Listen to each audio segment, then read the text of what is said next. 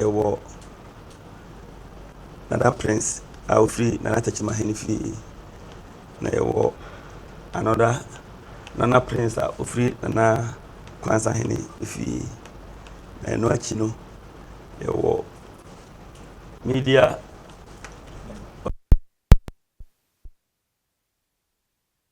so Asantima UK so wɔ ha sei Asantima UK na wɔn okay ɛna old bogas so wɔ ha bono ɛna yɛwɔ Evans Chemfo TV yɛwɔ Nyansapɔ yɛwɔ Obenita Adepa ɛne Nyansapɔ so wɔ ha sei Magra international man also wɔ ha ɛna we plus one oh and a Royal TV was say Pim wɔ ha ɛna yɛm ase ti yɛwɔ TV I am for TV today so what there is saying then Nchiremu news so wɔ ha say nti yɛda yɛm ase sɛ menua no JTM so good sɛ yɛto yɛn nsa frɛ mu na mu nyinaa maba ne fɛfɛɛfɛ so yɛfrɛ me Nick Danso agye me firi Nkransa na asema me kan metimi aka no confidently say me gyina Nana Techimahene anamu egyina Nana Domahene anamu egyina Otumfo Asante Hene anamu egyina Nana Kwame Bafo so Nkransa Hene anamu because me ne omu nyina akasa nti me kasa no me nsuro say sa asumdwe abuo ya ene ya hia wo me fie ha wo Nkransa ye bekan omu nyina ye ahwe ena nkonya ne nyina preso because nkonya no enya de a omu pe animguase omu pe se ye nyina ye be baako na ayete se de emre bi a Otumfo Asante Hene ba ya obeduru Nkransa ha Nana Agyeman Kodom tam oduru ye no se ye pese hu se ehemfo no omo pe nkamomu a obeduru ye no Nana Techimahene esuma nipa ama nipa ba Nkransa ha no mo ka kye Nana Otumfo Asante Hene se anua ada na wo kɔ duru ewa nyina nti wo ba fafie no kureni Otumfo Asante Hene ma ne hu nipa so one ne nkrofo nyina ko wura Nana Techimahene ahemfie na mo wura ho no sebe ukọ YouTube abohu na wo hwɛ sɛ de omo etomu awa tu na Otumfo sere na Nana Techimahene sere no mani agye na yesa uhu se na ahonka wom saa ade no ene ye pese eba Techimahene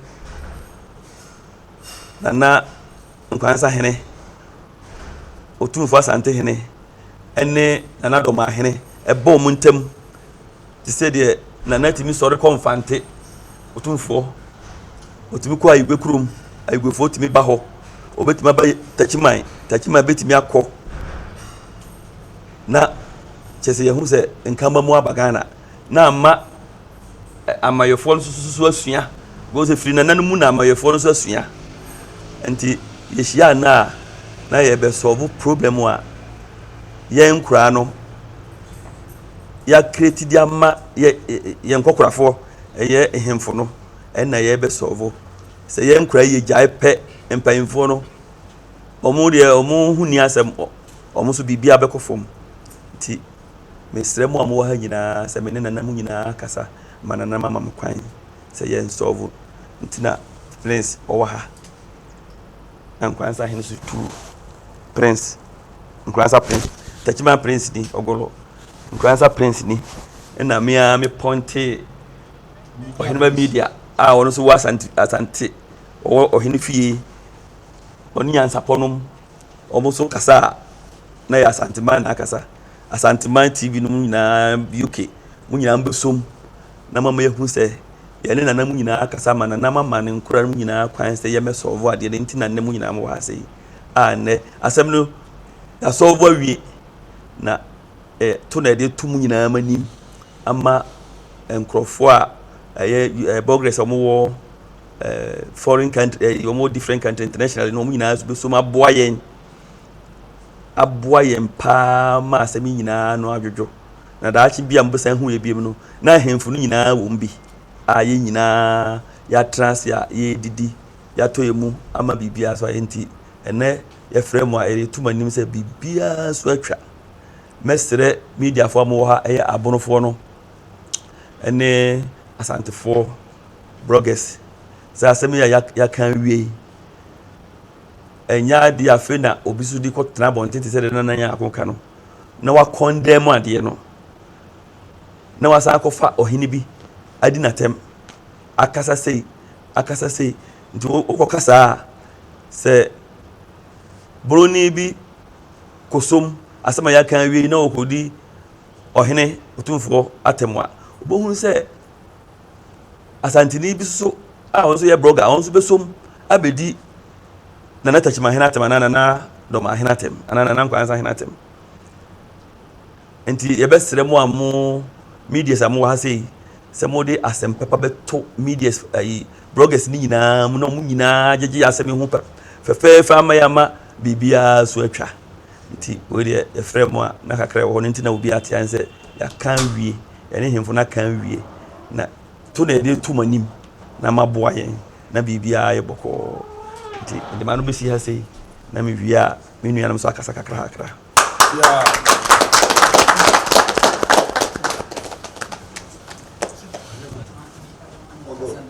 da mo nyinaa no aso me nuanom sɛmtwerɛfo da mo nyinaa ase sɛ awie yɛbɛhyia wɔ Mr. Nick Danso Abiam ne fie awie mo hunu yɛ wɔ ha nyɛ ne bɔne so yɛ nua panyini Mr. Danso Abiam Mr. Nick tina ma yɛ nyinaa yɛhyia ha na nansɛn wohwɛ media he so a na bono ene asante ntawantawo bi wɔ yentam kakra wohwa na enuanom asantefo ba beto bi amaye na yeso abonofo nso yakoto bi amabe me mame kasa nyina anya tenten Mr. Danso Abiam wa fra busue nyina sɛ wohwɛ me benkum me nifa bo se me nua ketwa pa prince etime nkyɛn Mr. Danso Abiam ne tie mfimfini wohwɛ me last end so a me nua ofura asante hene fie ɔhene ba so time nkyɛn ha bi nti sɛ muhunu anka mom ne nyina yɛ kan ho bom na mesrɛ me nuanom nyina sɛ wotie sɛ de me nua pa prince ɔka na asɛm ha yɛmpɛ sɛ asɛm yɛbɛwie a yɛbɛfiri ha na binom akɔgyina baabi yɛ interview foforo ɛno hwɛ ɛbasa na ekogu Mr. Danso Abiam n'anim ase nti mesrɛ bɛ sɛ after here sɛ wo interview bi kura ma ne hunu sɛ n'asɛm a wɔka he ɔnkɔfa ntwitwi bi amfa mma na akotia techima hene atia sante hene akotia na nadoma hene ɛne deɛ ɔhwɛ a bi so tencha no nso akɔpagya ne deɛ de aba nti kakra mɛka ne nyinaa ne sɛ yɛmfa aseda nyina ma Mr. Danso Abiam sɛ wotima ka yi nyinaa yɛ ho abom de yɛ kan nyɛ sɛ bi a yɛhyɛ dankyɛ mu baabi mo amohwɛ baabi a yɛte a yɛte Mr. Nick fie no hwɛ nsɛmtwerɛfoɔ ya bɛgu abibre minim sɛ mo de camera a capture mo nyinaa mo ho ɛbɛba abɔntena ma yɛn nyinaa hu sɛ ɛnyɛ de yɛ kan kuntompo bi anaa ntoro ne yɛ twa to nipa bi so ɛyɛ nka mo mu a wɔka kyerɛ nti de mɛka kakra nyinaa ne sɛ mesrɛ bɛ ani die kwan so a Mr. Danso Abiam de akɔ saa mpanyinfoɔ mmiɛnsa wohwɛ Ghana akɛsefoɔ mmiɛnsa paa ne wakɔ bɛnkyɛn o nti sɛ Mr. Danso Abiam ntima nkan ho amum na kyerɛ kɔfa ba animguaseɛ kɛseɛ paa ne wato no yɛso yɛmpɛ sɛ animguaseɛ bɛto nti wofrɛ baabi a sɛ obiara yɛgyae deɛ ne yɛyɛ yɛde yɛni die kwan so yɛde ma wo na so de ma mpanyinfoɔ mmiɛnsa mekasa anyɛ tentere mesrɛ ha ne hia me paa mesrɛ bɛ utie de me nua ohene ba okay na wo se munni hobby na me kan say me stress de ohene ba ka kire ya yeso ya kan ye de a kire ne ma bia nko gina bontin bi so okoto ayampie bi e de akutia me hene aye tachima hene ana so bi so koto ayampie bi amana kutia asante hene e ohene ba ne hene ene de basa ntasuko wo bia enu because ohene ba ntena se onhwe se prince obekasa ma na tra ni wura saa no so me nhwe se ohene ba bekasa ma na kutia mi wura ene de meto ha me ntime ho ase nti kakra meka nyina ne se mesre mi nuanom se eye nkamum asundwe ni Mr. Nick Afreya Oka ye nyina ya bom kakra me se metima kan ne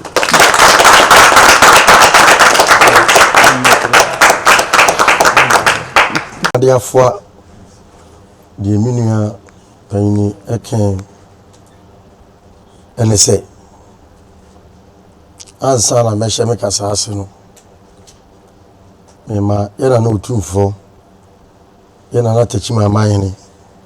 yana na do mahene se yenya yetie mofra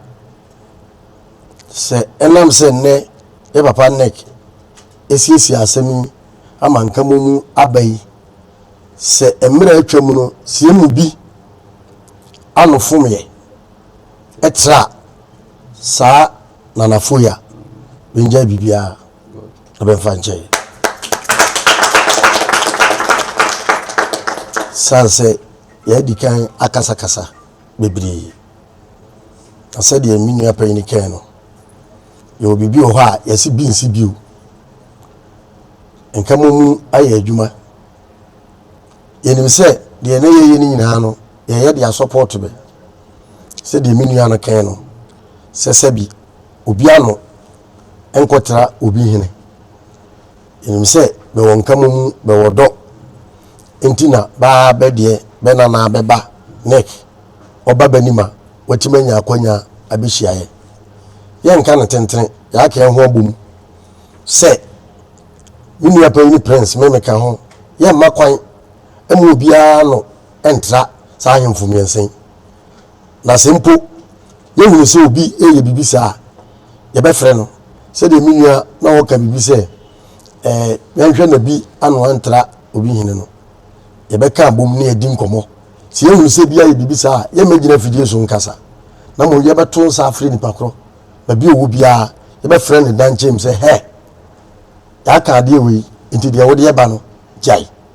na mum enya fidie so kasa na brano so ye be hwɛ se ye wura nek danso wa ye we awie no obehwɛ amanka mu aba hemfomiensen ne hunu se be hia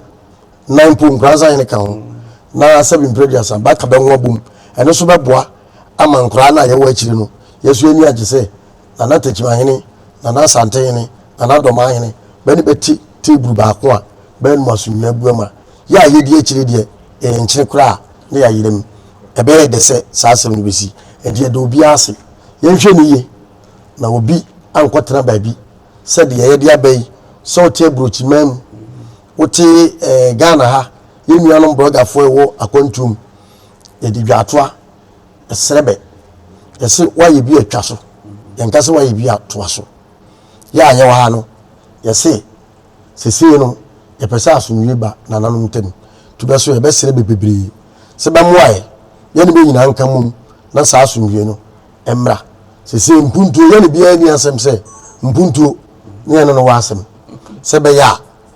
tachima o gana kwana nimi na nkransa so di akiri na ma nkransamai ene tachima ma ne broman ne asanteman enya asumie otufo kwa da kono da na do ma hene da na se da na tachima hene da yeso ya da mere masi bebi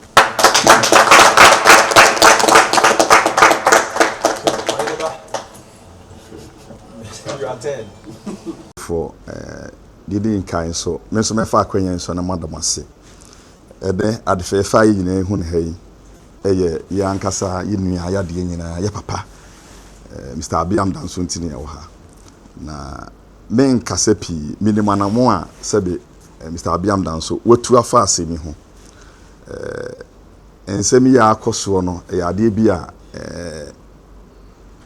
ye konkese pa ana Ghana nyina gyina no onye asantemem ne bronko a ti komo bebre akoso e wachiri menua prince wo ha na menua prince ba akoso ha ye nkuransa ene tachiman meso me wo ha na ye nyina asomdue abua na nti na ye nyina ye wo ha nkomo akoso wo dem no akoso na ye nyina nso yasomu wo akomapem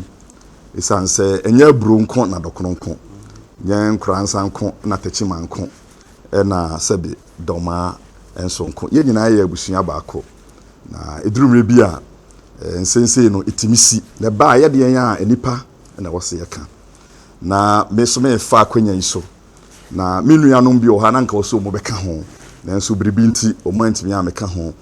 sɛdeɛ menua prince wɔ ha yi na nka menua panyini spiritu ene si dunum nyina o mu nyina nso sɛbe o mu hyɛ santehene ne yam sanse obi a ɔwɔ asantema mu bia no santehene na no prekopɛ sɛdeɛ obi a ɔwɔ sɛbe nkransa anatachiman sɛ wo firi no so firi hin no wɔn so o nana ne tachiman hene ti yɛn mabunu no ayaba no yɛn na ya fatie ho sɛ yɛbɔ yɛn nana no ho ban ti menua panyini akasa ana menua nso akasa yɛn nyina asondue bua na ifiri na ekuri no me ka de atoso bi sɛ Mr. Abiam Danso yɛn nyina yɛnim didi bra ɔwɔ Ghana ha ɔfrɛ ya baabi obi a na yɛntimi ntwena no ngɔfom sɛ yɛba na anamo a yɛtu nkɔmɔ a yɛdie no yɛntimi anyina yɛ na so ne anhyɛ mu kra ama nkabo mu no anyɛ adwuma ɛne ne yɛ amakora na nkɛyɛ na yɛka nyina nso sɛ asɛm no yɛbɛtimi ahyɛ mu kra na yɛbɛtimi ahwɛ amansisie mapa aba egyina yɛn nsɛntwerɛfo yi so a yɛnyina yɛhyɛ mu bi nti yɛsrɛ sɛ yɛn mpanimfo a yɛdeda deda no yɛmɔmɔdana sɛ yɛnuanom kumanum bi no ya ɔmo nso ɔmo twetwe ntɔkwa ba fie no yɛbɛhwɛ ne no makasa mebɛyi me ne mrantie hena kasa me ba no obetiwa ne asantefo bloggers Biscout menua ɔmo nyinaa no yɛbɛhwɛ sɛ yɛne ɔmo nyinaa bɛkasa na obia de ne tu atofom na asomdue ya Iwura Abiam Danso ɔpre sɛ ɛbɛba ne nkyirima no yasom no yɛnyina yɛtakyiri na yɛnyina so yɛbɛdo yɛ ho na efiri na akuri no wahye yɛbɔ sɛ ene enwie yɛbɛkɔ so a didi yɛ ho nkɔmɔ nemom kakra menua wɔ ha yɛde ka di nkɔmɔ nemom yɛpɛsɛ baabɔ ntrema amanfo te ase ne sɛ sɛbe yɛsɛ obi ba wutu mfikyira wudiri mpamu da enye wona aku no ti obi bo odi aka asɛm yɛkan no yanu duru dwom yɛwɔ yɛnuanom bi wɔ hɔ a so mu fiti bibia ase a ɛyɛ de abusua ne nkora no wobɛnya asoɔdenfo wɔ mu obi wɔ kora a wobɛkan gye sɛ wonya brɛ na wakasa akyerɛ no a ɔyɛ no na kasa kyerɛ ne bɛ mu a na afei bi a wagyae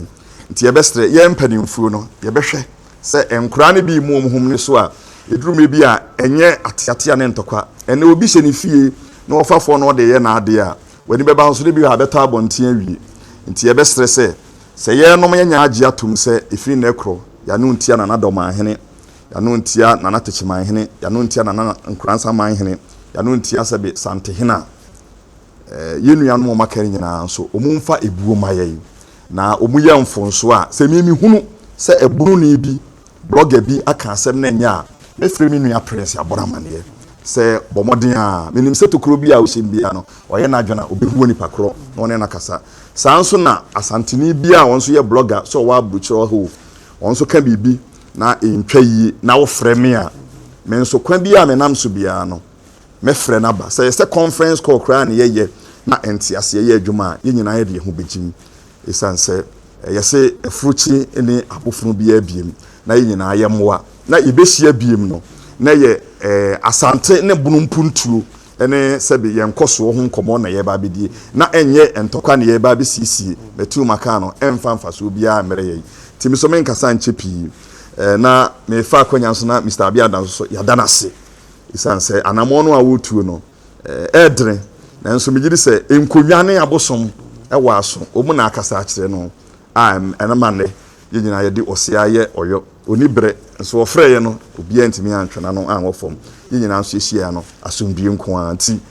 kakra me nso mekana no ye nyina ye techri ama afi no fridge na ekọ ensama ye bete afa bono ne asantemu bia no eye nkomo a edi mpuntuo ebeba azase ansa aye kwansa kunya techima kunya munyina na yete yi munyina mujina yechi asante kunya sikadwa kufi munyina mujina yechi ha mo mejensa na do ma so onso jina yechi ha ananom de yeke nyina na se ye bodira na nyane bone so papa so ewura ne danso je konfo je ba obeto ha de maye se asunwie de besi bia no oso jina mo po ompo one yese oyo ne ose asanteman ne buruman ensese asem bia betontam na mpo bibia ba wajim se mabuni de o hwe ne wasiesie akọ ne nananoma na so ne ya ka bibia wi ma be jensan no ana sante ne nkwaso ana techima hene nkwaso ana doma ma hene nkwaso kwasa ma hene nkwaso ma be nkwatentere se bi predia san yeso ewura ne danso age ono so ne nkwaso o ma ne nkwatentere de obeso mbia ne yie ne yire ne ne mma nipa ya hia minua prince o ne ba media nipa abedi na chibe ba abaka ho yeso e won kransa ye nyina ya nkwaso media fo ba be nyina abegina hai be nyina be nkwaso ba be wa buruchi abrofo ma asantefo ma bia nkwaso bia so bibie mu enye na nanom de ye kan se mo manom se de ye kan fia chi nya bofro monom nuhu ma de ye de ni mo mna mesom na mo mfa mo hu nyina ntachire na bibia anya boko ya kasa wie bibia ye din kwanza da mu de ni o sasema nto wonu free ndre edinka ko so pre tachima abo twirwa abontam yenche bari babodro akuma bi abare kankam ya mu nyina manom bio tafo busuo ni o se ne ye shiare ye bibia wie no ni o so ye hunta de atire no ba hwitim wo bo akotra ba bi so obenya enkade ya kan ade bete na foforo asra so ba bi na danso bia na ni maguase ama bia kan ya ye wo hai ni ba kro pass nwe men ka se mun ko tunufu mutunufu a oba de obeya na obe mun ko ewa kete ala ko je de ni okay